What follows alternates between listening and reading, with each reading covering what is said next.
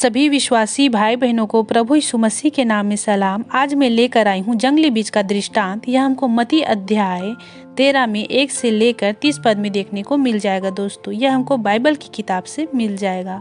Bible बताती है दोस्तों, यह उस समय की बात है जब एक दिन यीशु घर से निकलकर झील के किनारे जा बैठे और उसके पास एक ऐसी बड़ी भीड़ इकट्ठी हुई कि वह नाव पर चढ़ गया और सारी भीड़ किनारे पर खड़ी रही और उसने उनसे दृष्टांतों में बहुत सी बातें कही।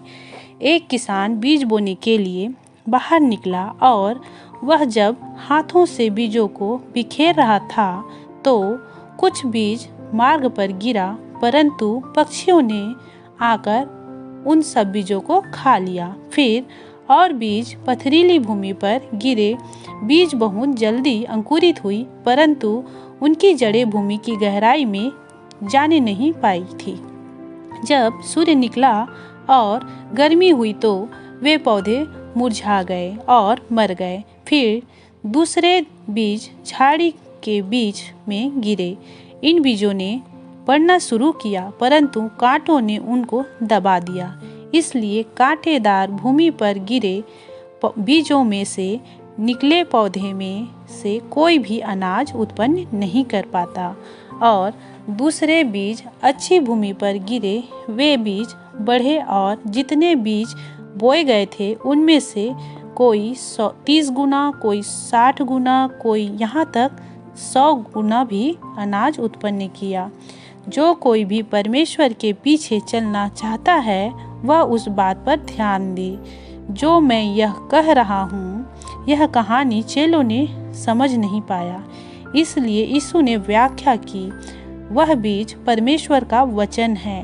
वह मार्ग एक ऐसा व्यक्ति है जो परमेश्वर के वचन को सुनता है परंतु उसे समझता नहीं है। तब शैतान उसे वचन को समझने से दूर रखता है।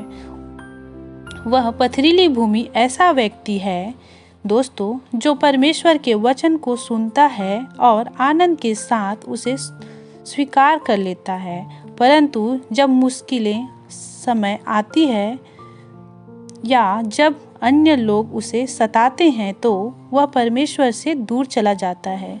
जैसे आजकल भी चल रहा है कि मसीहों को सताना, परेशान करना अपने ही घर के लोग सताते हैं और वह परमेश्वर पर भरोसा करना बंद कर देते हैं।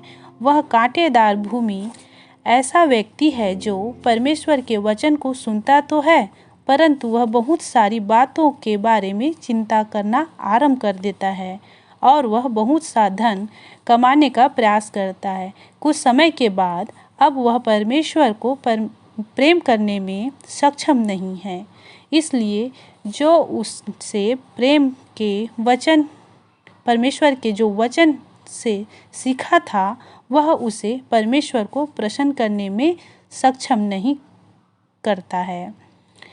वह गेहूं की डंठों के समान है। जो कोई अनाज उत्पन्न नहीं करता है, परंतु अच्छी भूमि वह व्यक्ति जो परमेश्वर के वचन को सुनता है, उस पर विश्वास करता है और फल उत्पन्न करता है। दोस्तों, यहाँ सीखने वाली बात यह है कि वचन को ध्यान से सुनना और समझना चाहिए और अच्छी भूमि में गिरने वाले बीज की तरह हमें वचन को दूसरों के साथ बांटना चाहिए, सुसमाचार देना चाहिए। यही हमारे परमेश्वर की आज्ञा है ताकि लोग स्वर्ग के राज में प्रवेश कर पाएँ। आशा करती हूँ दोस्तों कि आपको यह जंगली बीज का दृष्टांत समझ आया होगा। प्रभु आप सभी को आशीष दे। आमीन।